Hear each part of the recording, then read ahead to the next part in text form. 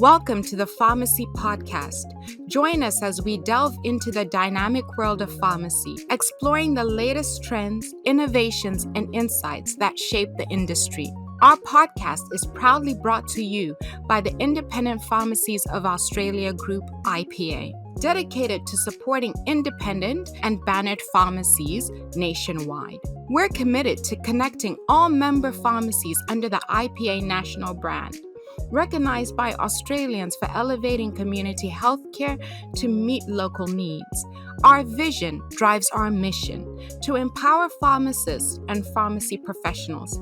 From discussions on healthcare advancements and regulatory updates to interviews with industry experts and success stories from pharmacy professionals, we cover it all. Our goal is to inspire and equip pharmacists to thrive in today's ever-evolving landscape while championing the values of independence, community, and excellence. Today, we have a special guest, Vanessa Lontos, a passionate advocate for holistic healthcare in pharmacy. With experience as a community pharmacist and former pharmacy owner, Vanessa understands both the challenges and the incredible impact pharmacists can have when they take a holistic approach, supporting not only just patients, but also their teams and themselves. She specializes in enhancing pharmacists' communication skills, building strong workplace culture, and empowering leadership in practical, sustainable ways. With extensive experience in high-performance programs, patient engagement, and team development, Vanessa is here to share her insights on transforming pharmacy practice. So get ready for an insightful conversation about the future of holistic healthcare in pharmacy.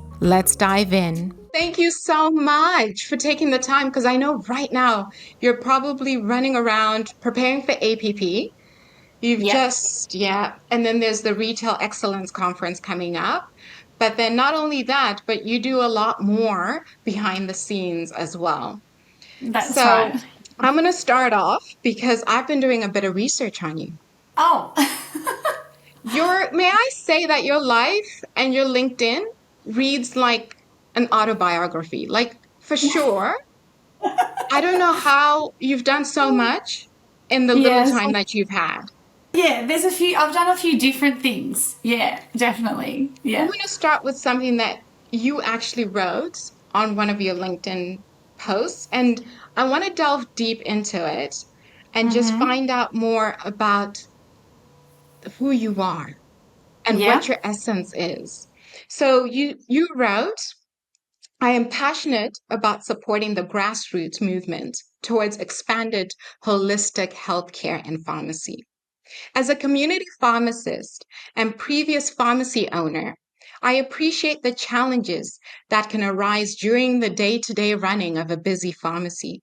But I also have seen the wonderful impact we can make when we take a holistic approach to the way we take care of ourselves, our team, and our patients. So that seems to be, and I've known you for about 6 months now, because you've joined IPA as the head of member capability. And that seems to be that one resonating message that you have. Yes. So tell me, where did that come from? Where was it birthed from? Around holistic healthcare in pharmacy? Yes. Yeah. I think there's two major experiences I've had in my life and career that really sort of helped me appreciate the importance of accessing holistic healthcare and essentially what that means to me in terms of as an individual, myself, but also as a pharmacist supporting patients in that way. So I think it probably started, I was a little girl really, and my grandmother came to live with us, and when I was 7, and my mum was her carer, and she had quite a few health issues, and it was very early on, sort of from when I was 7 until finishing high school, I was quite actively involved in also looking after her. And so some of my earliest childhood memories were being in the hospital with her after she had a stroke, watching my mum notice things about my grandmother in the days that during the hospital, noticing her colour, what she was saying, how she was feeling, what just things about her behaviour. And then when she came home and the medication was a really important part of her care and her getting better, the questions that my mum was asking and what she needed to learn to look after her at home really kind of stuck with me. And I remember noticing things like the warfarin and the Panadol, and having to be careful and what did it all mean to fit that medicine into her life in a way where she had a language barrier. So she's we're Greek background, and they migrated in the 60s, and so my grandmother needed help to sort of even just understand her medication. So, sort of during my formative years, I really started to get a bit more of an understanding that medicines and holistic health really is around how do we make it easier for an individual to look after themselves in all the different ways. Yeah. Socially, emotionally, mentally, physically. So that was the first part. And then the second part was really when I was doing, after I sort of chose to be a pharmacist, that had a lot to do with it, that sort of growing up experience. But then essentially what happened was I went through my own health challenge and found that the combination of medicines as well as yoga, meditation, vitamins, I really wanted to take a holistic approach to my own health and healing.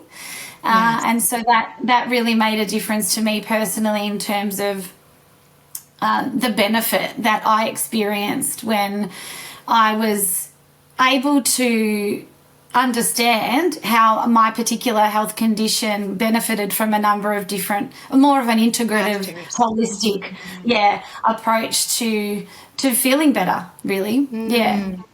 It's not linear, is it? It's not just about the medication and just putting the tablet in your mouth. It takes a lot more.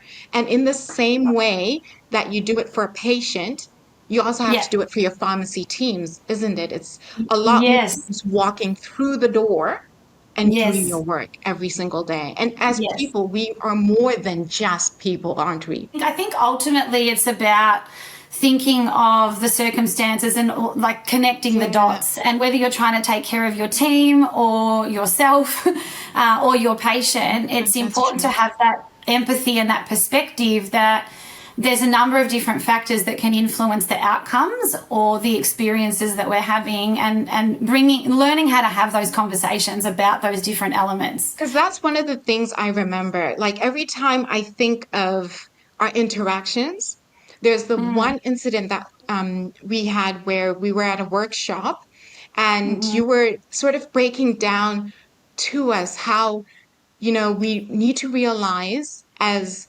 IPA and IPA member engagement teams that when we walk into a pharmacy, we need to be there for our member and not go in there with our own agenda, but go in there to say, where can I help you? What are you looking for? Where is the gap that I can fill for you today? Where's the gap that IPA can fill for you? And even if it's a moment where you just need to vent, just feel free. So I remember that. And I remember sort of going, could we just cut to the chase and sort of get to why we're there? Is it possible just to skip along that? And one of the areas that really fascinated me when I was reading more about your bio is that you're actually have a certificate as a life coach. Yes. And that communication is one of your key elements that you've been actually upskilled in. So how do you take what you have studied, what you as a pharmacy owner have done? Because there are many pharmacy owners out there who are like, I don't have time. I just need to get to the root cause. Even with my team, I don't have time. I just need them to do this. And what would you say? And what is the biggest key thing that you have learned with your experience as a pharmacy owner, as a life coach in that communication space? I'll give you the really quick answer and then I'll tell you a story about how I got there. So the quick answer is the communication skills and learning how to ask different questions actually makes us work in a more efficient way, because it helps us get to the heart of the problem or the concern or the opportunity much quicker. And I didn't know that when I first started coaching, when I first learnt more about how we could expand healthcare communication or communication skills more generally.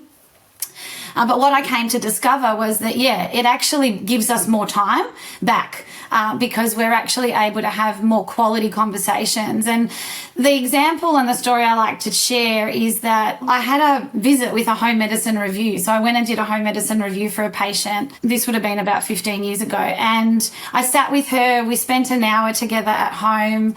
I went through all of her medications and asked her lots of questions, and essentially set myself up in that conversation to have all the information that I needed to write a report for the doctor and make those recommendations for the patient in the time that we had.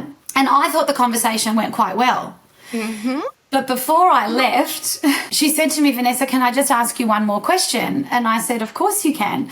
And she said, "Thank you for all that information. That was really helpful. But when am I actually going to start to feel better?" Oh. So I sort of stopped and said to her, "Okay, what do you mean?"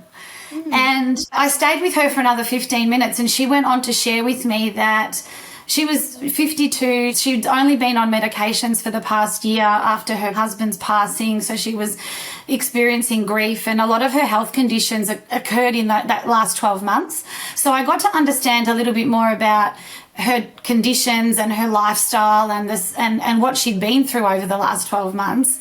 And I wrote a very different report for the doctor that day. But when I got home, I actually thought two things. We've come such a long way with medicine and medicines and how we take care of patients in the pharmacy setting. But how can we have more effective conversations so we can understand our patients more holistically when we're in a very dynamic retail pharmacy environment, when we are actually limited on time? That's what prompted the coaching. I actually deliberately went off to do coaching and health coach training and motivational interviewing training specifically to learn some different questioning techniques, conversation communication techniques, so that I could bring them back into my counselling conversations in the pharmacy. I had my pharmacy, and as a pharmacy owner, what I noticed was when I started to learn more about behaviour and health outcomes, it's not just information based, it's actually our beliefs, our values, the decisions we're making, what we understand about our health conditions, our health literacy, all of these factors that make up a whole person. I was really benefiting from learning how to ask some different questions over the counter in the counselling conversations. And I was also starting to notice that I was using different questioning techniques and communication techniques with my team as their leader and as the owner of the pharmacy. So I started to notice that ultimately communication as a skill was something that was helping me understand people more effectively, create change more easily, achieve different outcomes both personally and in the business. So ultimately, it's a skill that I've really noticed has lots of different contexts within the pharmacy setting that we can really benefit from. Thanks for that. I want to admit that my mom always says I need to listen better and communicate better. And I'm like, "Mom, I'm doing great in the communication skills part, I think." But after listening to what you've just said, that it actually gets us to the root cause a lot quicker. Yeah. And I'm one of those people who's more direct. I just want to get to the point quick. Yeah. And so asking probably the much needed questions is what I'm probably missing.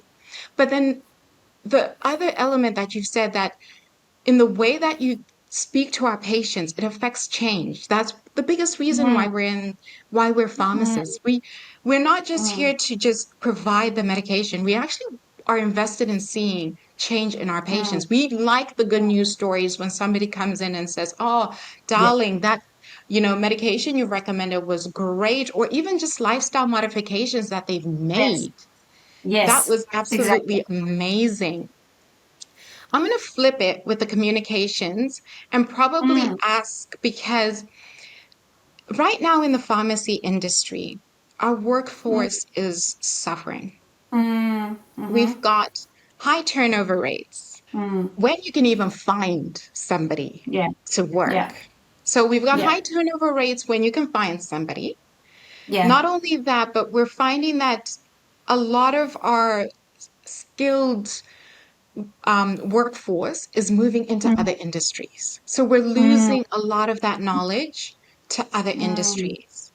mm. Is there something we can do? Because I'm a pharmacist who works every Saturday. And recently we just tossed away a bunch of stuff.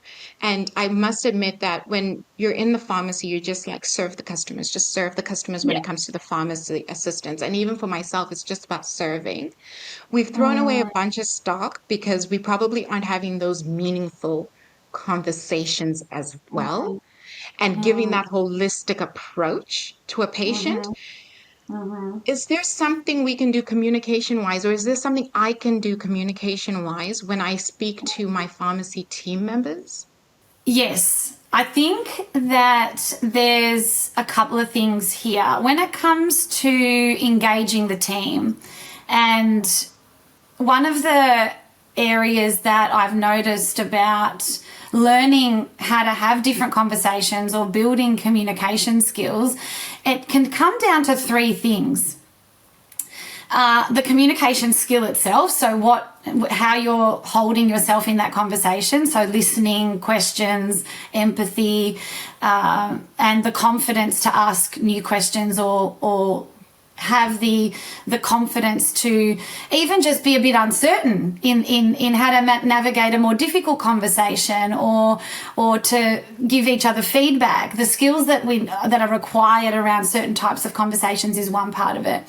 The second part of it is actually around communication rhythms in the pharmacy. Oh, okay. So what I mean by that is, what are the systems and processes that we have as a team that communication is considered a priority? So, for example, are we having a regular daily quick check-in with each other at the beginning to talk about priorities and workload and what everyone needs to be doing? Do we have the opportunity for our team to have a one-on-one with a senior team member or the manager once a fortnight or once a month or once every couple of weeks, so that we've got so that our team actually feel that there's some protected time for them to talk about their role, their responsibilities, and what they might be needing to continue to grow and feel like they're part of that team.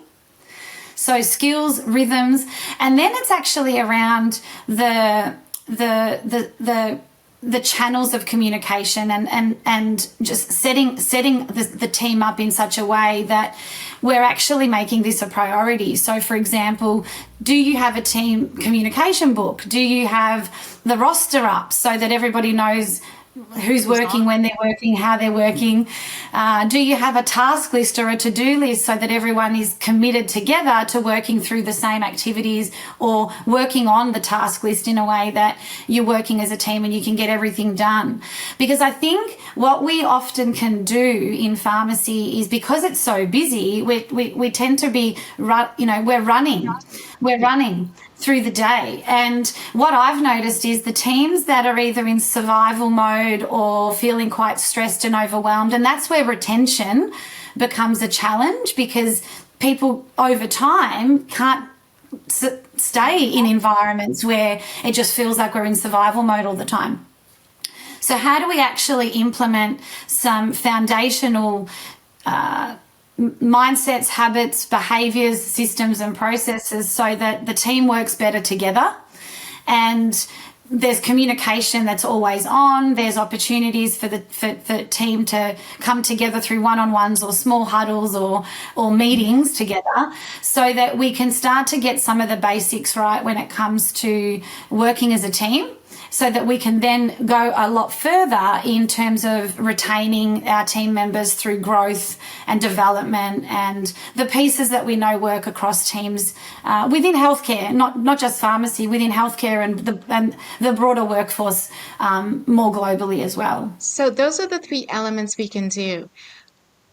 And I will start to probably implement one of them because I realize that we probably, in the pharmacy I work at, we fall short in probably having that quality time where Yeah. pharmacy team members know that they're in a safe, protected environment to Yes. continuously air what they Yes. would like to see as part of the pharmacy. Because at the end of the day, they also technically are shareholders. They're shareholders in that Yeah. business. Yeah. So they should have a say. It's a really good point, Melody, because I think safety in the workplace, well-being in the workplace is a really important area. Mm, Even Google, they did a 10-year study called, I think it's Project Aristotle, where they really wanted to understand what makes teams work and perform really well. And when they actually went through all of the data and the research and the understanding, the common theme that emerged was not necessarily the teams that had all of the high performing team members. It was the teams where there was psychological safety and this sense of it's okay to make a mistake and it's safe to talk and communicate and have these sorts of workplace practices where every individual on the team feels that they can grow and contribute to the excellence, but yeah. also their interpersonal relationships are safe and their working relationships and the working environment is safe for them. I've got a question. Yeah, So time is not on our side, granted. yeah, So I can create these safe environments. I can do little bits of pieces like putting up the roster so that everyone knows who's on duty, putting down the tasks that we all need to do. But I also need to find time in all that I do in a day yeah, to upskill my team. Because at the end of the day, we are trying to give the best patient care. So yes, giving patients the best patient outcomes. yep, I've just mentioned that we just threw away a whole bunch of stock, and I'm being honest here, a whole bunch of stock. And I was going through it and I was thinking, this is, it was mostly vitamins. So yeah, supplements and vitamins. And I'm thinking, hold up. yeah, We could have definitely, because I've sold, you know, when you're looking at a coenzyme Q10 and you're going, but I do so many Lipitor. You're telling me that I'm this yeah, expired, but none of us, and it's not like we've got a bunch of stock on the shelves. It's like one or two. And yeah, so you're telling me we couldn't sell two? yeah. Where do I find the time to, in amongst everything that you've just said right now, to take the moment to even do team upskilling in whatever we are Yeah, doing? whatever you're doing. Yeah. How does that fit in? How do you fit it in? Yeah, I think the first thing to remember and understand is that, and according to the research by Deloitte, only 1% of the typical work week is all that full-time employees have to focus on training and development. So if we think about 1%, and that's not just pharmacy, that's a quite a large body of research that's come out of Deloitte to come up with to have that statistic. It works out to about 22 minutes a week for full timers. Right. And so the first thing is, I think we actually need to understand that we don't need a lot of time, because we often in most workplaces time is a challenge. Yeah. So the first thing to start to do, I think, is to change the way we think about time. Meaning, how do we take the small time we do have and make it count, make it matter, make it meaningful? And so if we think about the pharmacy environment, and I'll link back to some of the examples that you've shared in your question. Traditionally in pharmacy, we think that we need to be sitting all together in a meeting or in the tea room having a pizza or some dinner and learning about a particular product, and that's what training means. But that's not how we want to learn. Modern day learners don't want to learn like that necessarily. That's got limited effectiveness now. So we're used to learning in the way we kind of consume in entertainment through social media and all the different ways that we've learnt to learn through podcasts and other people online and that sort of thing. And so modern day learners actually want blended learning. They want to be able to interact with each other. They want to have really quick micro learning opportunities. They want to learn in the flow of their work. They want to learn from peers and managers as much as from experts. And so one of the first tips I've got around that to find time is how do we need to start to build our team members' attention. So how do we all focus our attention on certain products or certain categories in the pharmacy and learn those together? So there might be the pain category or the vitamin category or the gut. It doesn't matter what it is, but how can we all together bring our attention? Because so much of time management actually comes down to attention and attention management, essentially. There's a lot of research around this now, around how do we actually manage our time. It's actually how do we manage our attention. So the first tip I've got around that is how do we actually get our whole team focusing on the same thing so that we can then find interactive and in the flow of work learning opportunities for them. So pair them up and have like 2-minute mentor, grab a product and share 3 things about that product with each other, quiz each other, role play each other in the flow of work. So what you actually have to do is create learning moments and teachable moments in the cracks of time. And what that actually does then, so once we've got that attention with each other, then it's about learning, it's about retention. So how do we actually learn about a product, or to your example, CoQ10? So what are some ways that we can teach each other about CoQ10 so we can retain the clinical knowledge? And then what are some questions we could be asking our patients about their heart health or the way that they're managing their cholesterol?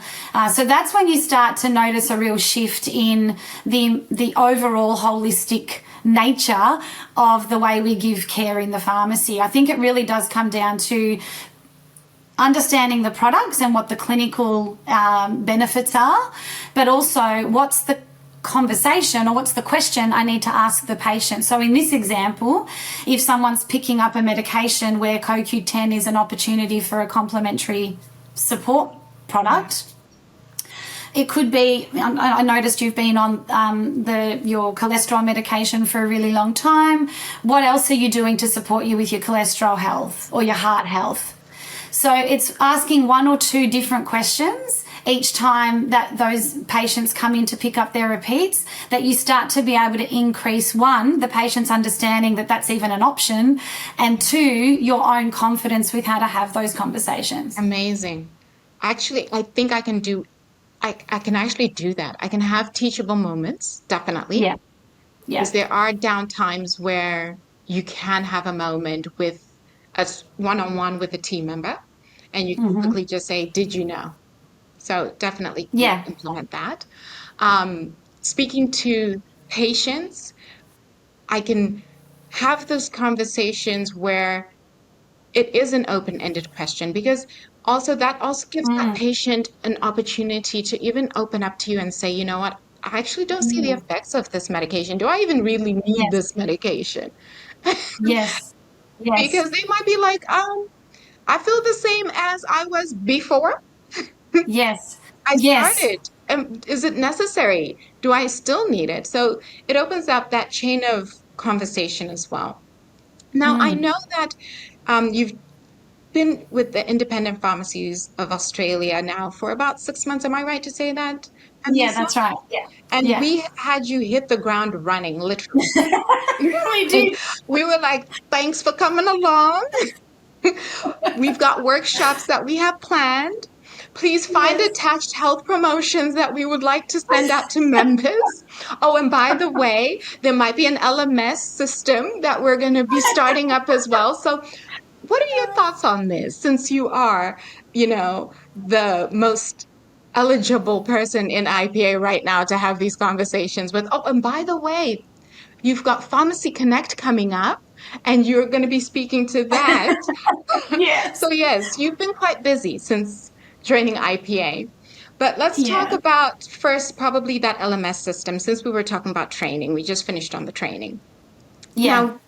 Now, you've just launched an LMS system within IPA. Correct. Would you Yeah. say that would complement what I'm doing in the pharmacy? So having those teachable Yeah. moments, number one. Yes. But then Yeah. you've just also mentioned that we have about 33 minutes. Is it 30 minutes or 33 minutes? 20. 20 to 22 minutes per full timer. Per full time. So I even have Yes. 10 minutes less than what I thought. Okay, cool. Yeah. Yeah. So how does that all work together? How Yeah. am I taking one from the like? How do I put it all together? Put it And together. yeah, Yeah. So LMS, for those people that don't understand what LMS stands for, it's Learning Management System. So essentially, the easiest way to think about it is an online training platform. So any time you go and access learning online through a platform, that's essentially what we've got available in that context. The benefit of having an online training platform that's got modules and courses and content that's available is there's a few different benefits in the way that you can utilize the technology and in the context of a busy pharmacy environment. So ultimately what we want to be able to do for our pharmacy teams is provide blended learning, which means learning in a range of different formats. And the online platform gives us the opportunity to provide really short, quick, digestible video content, downloadable resources and tools that they can print off and utilize in the flow of work or at the point of care or point of need within a process, for example. It also gives us the opportunity to organise the learning in a really relevant way to the different roles that exist within the pharmacy. So a pharmacy assistant might have certain products or processes within the pharmacy that's really relevant to them, right through to a senior pharmacist who's an advanced practicing pharmacist that needs more clinical content. And so we can organise the learning based on role. We also can organise the learning based on the different areas of the pharmacy that you might require upskilling, from product information to condition education, right through to different sort of programs that we might have available in the pharmacies. And the other benefit too is that it's available through an app and through different digital sort of formats. And so you don't need to necessarily be sitting at the desktop. You can have an iPad in the pharmacy, and when there's a teachable moment, you can grab it, press on the app, and then utilize that at the point of role play or conversation with a particular team member. So it's on demand and available when you really need it, because ultimately that's where the benefit of having multiple places that you can access learning from, so online, printed in the pharmacy, through role plays and storytelling in the quieter moments, in those teachable moments, is that you kind of we move away from this culture of training is hard and we've got no time and ad hoc to always on in the pharmacy. And so when we use language like that, we really then, and we've got the platform and the tools available to us, what we can then do is through planning and practicing and in the flow of work, you end up making learning always on and creating those teachable moments more of the time supports retention and application of that learning, so that ultimately you start to see a difference in performance and outcomes for patients and the team. Amazing. Now, I've got 2 questions, and then we'll start to round off the podcast with the 2 last questions. Sure. That are always my favorite, actually. Great. Let me see if I can word this correctly. Now, you've been privy to going into pharmacies and doing coaching with pharmacies. Yes. And you've gone in probably when the chips are down. They probably call you to, like, you're the last ditch effort. They're like, we need you now. What is the biggest challenge? What is the biggest challenge that you have faced or been exposed to, probably, when it comes to pharmacies? I think the biggest challenge is it's almost like this challenge and opportunity idea, in that we have such a high clinical responsibility to take care of the health needs of our patients and our communities. And because of that, what we do is we really do focus on ensuring that our clinical knowledge is up to date and really optimized. What I've noticed though is that our biggest challenge is that we really do need to ensure that we're dialing up and making it a priority for our pharmacists and our pharmacy leaders, particularly, that we're also building our non-clinical skills. So our people skills, our business skills, our kind of those, some people call them soft skills, but they're core skills in interpersonal relationships and that sort of thing. So I think the biggest challenge is actually ensuring that we're balancing out our skills and capability development so that we're able to ensure that every team member and every role that we've got in the pharmacy is in their strengths. And for example, if we've got dispensary assistants that are able to support pharmacists with the processing, and we've got technology that can help with automation, we really work on creating the changes in team members and workflow processes so that we can unlock pharmacists' time so that we can actually have the headspace to have these more effective conversations with patients. So I think our biggest challenge is actually ensuring that we're committing to our skills in a way that rounds us out as leaders of healthcare, leaders of pharmacy in today's climate, in a way where we can ensure that the whole team can really be performing at their best and in their strengths. IPA Academy really is that home for learning and capability development at IPA. So it includes online, which is the online training platform, but it also includes, we've got monthly leadership webinars that we run so that our pharmacy teams can access leadership and capability development. We've also got our field pharmacists in the field that are skilled in supporting practice change and implementation of services and expanded health conversations. So we're really looking at how can we offer through the academy environment those range of skills in a blended way. So it's quick and on demand, but also through peer-to-peer and workshops as well. Yeah. I'm crossing my fingers that full scope, when we come to do the course, is going to be blended as well. And they're going to remember that we only have 20 minutes or 23 minutes. Yes, I know. And it's so true, isn't it? Like, it's one of those things that, again, when you've got your attention on a particular course, particularly with full scope, it is around practical application of new skills and learning how to think about ourselves as prescribers. So it's a whole mindset and behavioural element that is important that we design the learning around. Completely agree with you. And we've actually, because you're going to be doing full scope of practice, the course as well, won't you? And I know that Keely, the National Professional Services Manager, has actually done hers because she's in Queensland, so she's completed. And so from the back of that, IPA actually has a full scope of practice sort of support program, a support service in-house. Yeah, that's right. Yes. So, Keely and Nikita, two of our pharmacists at IPA, are completing their training and they're at various stages.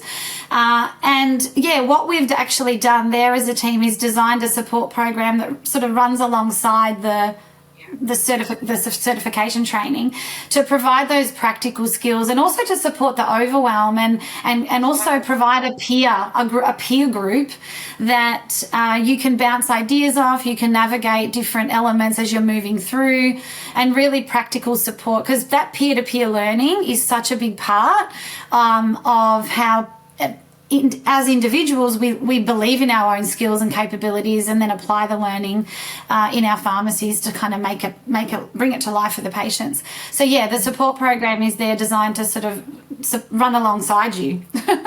Yeah. I'll be honest, that's the biggest, for me, that's the biggest bit that gives me a bit of apprehension. Yeah. Because it's going back to university, it's doing assignments, it's doing tests and quizzes, and not only that, but even an oral exam. So I haven't done one of those in, well, I'm not going to say how many years, but let's just say 5. Let's just round it up to 5. But that sort of element. So that's the element that gives me a bit of apprehension. And I can only imagine when you talk to a pharmacist who hasn't done university in 20, 25, Yeah. 30 years, number one. You run a Yeah. business, and maybe you run multiple businesses as well. You've got a Yeah. family that you need to look after, Yes. just like yourself. Yes. How do you, like, it's going to be that juggling act that needs to happen, and you can't afford to waste time just trying to absorb just by reading, because I Yeah. don't even think our minds work like that anymore with everything, because we No. consume content nowadays via Yeah. YouTube. You know, we're Yeah. watching a quick 2-minute video on how to perform open heart surgery, and I'm like, oh, That's doesn't look that crazy. hard to me. Yeah. So in that Exactly. same breath, it's going to be hard to even change our mindset a little bit, to be able to Yeah. sit down, even just to do an assignment. So having that support system where you can bounce off ideas to say, am I wasting my time in writing about all of this? What are the key Yes. elements I need to focus on? Yes. And let's Yeah. capitalize on that. So Yeah. Yeah. amazing. Um, I know that you've done a lot of projects. You've been a part of many organizations. There was a thinker team that I came across. Yeah. What Yes. is that? So I was really fortunate actually in a previous role where I met the team at Thinker. Thinker is a learning and development organisation, and they have done, they're an award winning organisation in terms of the way that they deliver contemporary learning. And I worked with Thinker. I've worked with Thinker for many years, but I also worked with them for a couple of years before coming to IPA, supporting learning strategy and learning consultation, but also I was part of the delivery team. So we would deliver workshops and leadership programs in their human skills curriculum.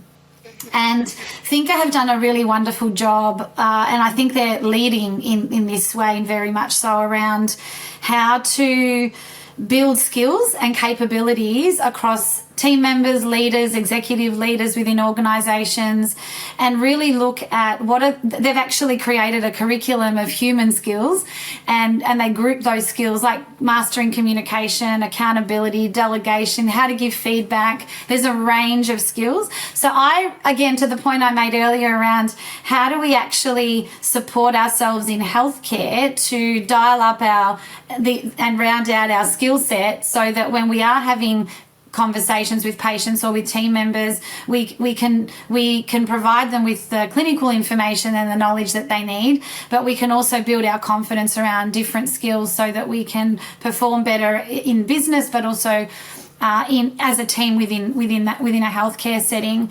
And so ultimately it was an opportunity for me to also spend some time outside of the pharmacy industry and understand how other organizations are making learning and training always on and really accessing contemporary learning styles, and what do modern day learners need in busy retail environments where we have businesses that have outcomes and measures that we need to hit, and we have patients that we also want to support. So yeah, it was really a really unique opportunity for me, and I think so much of what I've been able to achieve personally has been because of the teams I've been in, and learning how we work as a team, and really understanding and leveraging people's strengths and understanding what their strengths are and giving them more time to be in those roles has really helped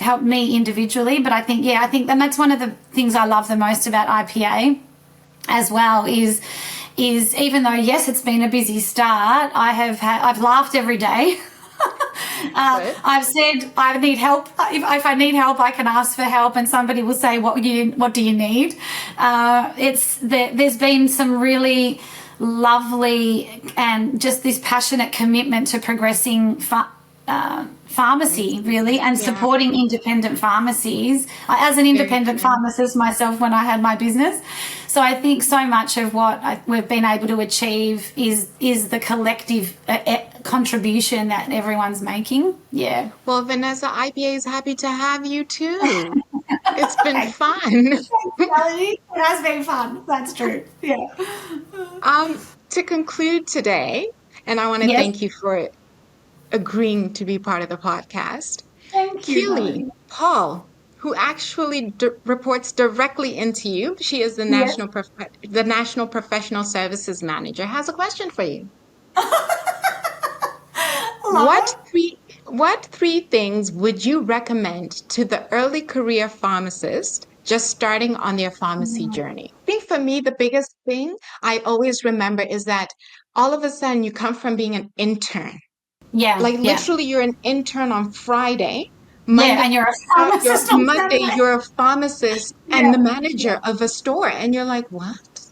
yeah, Yeah. yeah, yeah. So if I remember what that was like for me and also others I've supported, the first thing I would recommend is that your first year out is a new learning curve. So that early stage, that first 12 months is another learning curve, and be gentle with yourself and give yourself permission to still be okay with being that you're learning. The second, and in that comes a different sort of set of skills. It's about confidence with decision making and believing in your own ability, and also noticing and having a plan for yourself around what areas you want to continue to develop in. If you like, to your point, if you say that you're jumping into a management role, what are some skills that you can use and learn? And don't try and learn everything at once. Like, pick one thing you want to learn and spend 3 months just finding the teachable moments for it, or the learning moments for it. The second tip I would have for early career pharmacists is to stay connected to your peer group. So that might be, you might move into a different pharmacy, but you had a really great relationship with your preceptor. Stay in touch, stay connected. You might be in a pharmacy that's in a regional town and you're the only pharmacy in the town. Make sure you stay connected to people that you trust and that can support you and that make you feel comfortable to ask a question or ask for help. So remaining in that community. And the third tip I would have is, at the end of every shift, write down one patient that you really enjoyed taking care of that day. And the reason I say that is because it can be busy and it can be overwhelming and there's lots of things we're learning. But if we keep remembering why we do what we do and why we do pharmacy, I think the magic really is in those moments of patient impact, because that's often why we get into the profession. And so, just building that self-reflective practice of what really went well, what was difficult, but also what really went well today and what did I really love about being at work today. I love that. I love the last point because I'm thinking the amount of times you go home and reflect about what you didn't do Didn't well and do. beat Yeah. yourself on the head over that. Yeah. Yeah. Yeah. So I'm actually going to take that on actually because I still do it to this day where I go, oh, Yeah. I should have done this. I should have done Yes. this. Yes. And I don't actually say, oh, but I did this. I Yeah. did this good today. So Yeah. yeah, love that. Yeah. Last question for today, and this comes from ChatGPT, because we're progressive like that. We're progressive. We're progressive. Oh, I love it. You're passionate about holistic healthcare and patient-centered care. But if Yes. your life were a pharmacy aisle, which three products would represent your personality and why? Oh, Melody. I got an answer for this, but yeah, I'll let you Oh, my answer goodness. first. Okay, what 3 products would represent my personality and And why? why? I only have one actually. Okay, so I think the first one would be like Barocca or something bubbly, because I'm Okay, always okay. told I'm quite bubbly. Love Um, that. 3 products. I think I'm just going to say the first thing that comes up. Yep, So yep.